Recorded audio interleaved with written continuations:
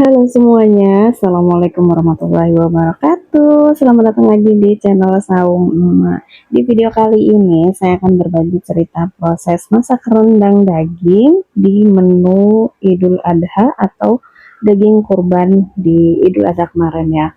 Jadi ini videonya juga sudah saya ambil beberapa bulan yang lalu, tapi karena baru selesai edit, baru sempat ya. Jadi ini baru saya edit. Oke, ini dia hasilnya rendangnya. Memang tidak sampai kering karena saya nggak suka yang terlalu kering. Jadi saya sukanya masih ada kuah-kuahnya gini ya. Tapi nggak tahu sih, ini bener apa nggak sih yang dimaksud rendang itu seperti ini ya. Dagingnya ini daging campur-campur ya. Ada yang daging padat, ada juga yang sama daging-daging tetelannya gitu. Oke, pertama ini saya ulek dulu kelapa sangrai. Jadi ini beberapa bumbunya saya campur ya. Kelapa sangrai, recommended kelapa sangrainya di chopper aja ya, di blender aja menurut saya ya. Karena aduh susah banget ini dilembutinnya beneran. Kemudian saya siapin juga ini ada bunga pekak, ada apa itu namanya kapol, kayu manis, ada kelapa sangrai yang tadi, kemudian ada apa ya, itu saya lupa, ketumbar dengan ini apa sih namanya, jinten ya. Kemudian ini ada saya pakai bumbu kuning dan pakai bumbu merah. Kebetulan karena saya punya bumbu merah yang belum diolah apa-apa gitu ya. Saya bingung, saya setelah bikin-bikin bumbu itu, saya bingung saya masukin kulkas. Terus saya bingung mau masak apa gitu ya. Kalau yang kuning itu biasanya bumbu yang saya masak untuk masak soto ya. Jadi bumbunya ada bawang merah, bawang putih, ada lengkuas, ada serai, ada jahe, ada kunyit, terus kemudian ada apa namanya, itu ada campurannya merica juga gitu ya, dan itu udah disangrai. Jadi saya biasanya pakai itu udah simple ya, tinggal saya sendok-sendok kayak gini aja. Dan kali ini mau saya coba saya masak pakai bumbu merah, saya combine pakai bumbu merah yang juga ada di dalam kulkas. Oke, kita coba untuk mencampur kedua bahan ini apakah cocok ya kan.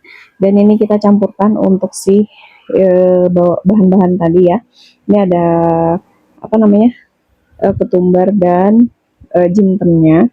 Kemudian kita masak dengan minyak goreng, diaduk-aduk sampai bumbunya benar-benar harum ya.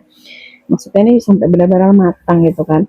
Kalau udah matang, tandanya minyaknya sudah mulai terpisah dari si bumbunya. Untuk dagingnya, recommended banget. Dagingnya ini udah kita presto ya, jadi udah empuk. Kali ini memang belum ini apa dagingnya ini nggak saya presto ya, jadi diiris-iris gitu aja. Tapi ternyata emang keras guys gitu ya. Jadi recommended emang di presto dulu biar dia benar-benar empuk gitu loh. Kemudian kita iris-iris. Ini irisnya saya motong serat supaya tidak terlalu alot. Kemudian saya kepuk-kepukin seperti ini ya. Ini dikepuk-kepukin maksudnya tuh biar empuk, terus bumbunya juga meresap gitu ya. Tapi ya gitulah guys. Kadang dia tidak menjamin empuk mudah digigit gitu ya.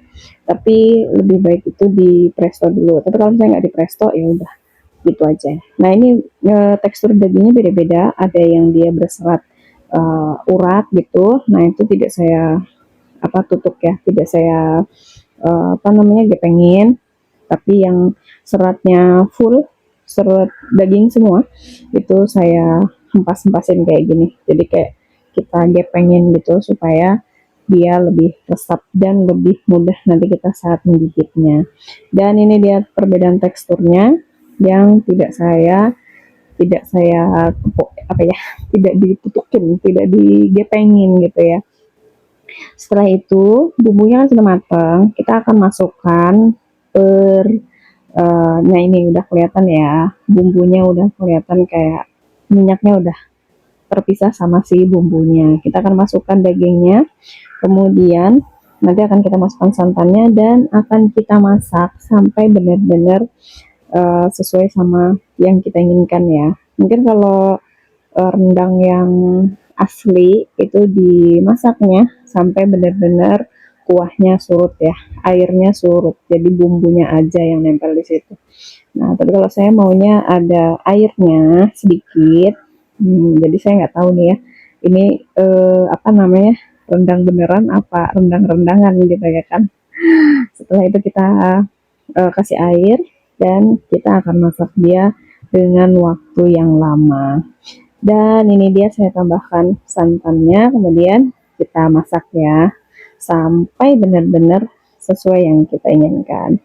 Dan menurut saya ini enak sih. Cuma kalau masaknya masak berbumbu itu memang kita itu jadi kayak enak nggak sih, habis masak mau makan tuh udah kenyang duluan sama prosesnya, karena kita udah pembuatannya itu lama ya, mulai dari bikin bumbunya. Nah itulah kadang bikin kita tuh nyaman, lebih enak beli daripada kita bikin. Kenapa? Kalau kita bikin itu kadang kita udah kayak kenyang duluan ya, kayak belenger gitu ya. Bahasa Sundanya apa ya, lupa saya bahasa Sundanya apa ini. Oke, kita akan masak sampai dia benar-benar surut ya. Dan ini pengalaman saya aja ya, bunda-bunda semuanya. Kalau misalnya memang belum sesuai sama etika perendangan, ini memohon maaf yang sebesar-besarnya karena ini adalah proses belajar saya pribadi. Ya, mudah-mudahan ini bisa jadi proses belajar saya ke depannya. Kalau misalnya bikin bumbu kan jadi lebih ingat gitu ya. Kita kemarin bumbunya apa aja gitu ya. Kadang saya kalau masak itu kadang bumbunya apa ya gitu ya. Dikasih ini apa enggak, dikasih itu apa enggak, nah, gitu ya. Kalau bisa lihat video lagi nanti bisa dikoreksi. Dan ini dia sudah selesai untuk proses masaknya. Atau misalnya belum empuk, teman-teman bisa rebus lagi ya. Dan ini dia cerita proses belajar masak rendang kali ini. Semoga video ini bermanfaat untuk teman-teman semuanya yang bingung mau masak olahan daging kurbannya ya. Oke, terima kasih untuk sahabat semuanya yang sudah menonton video ini sampai selesai. Sampai jumpa lagi di video selanjutnya. Bye bye. Wassalamualaikum warahmatullahi wabarakatuh.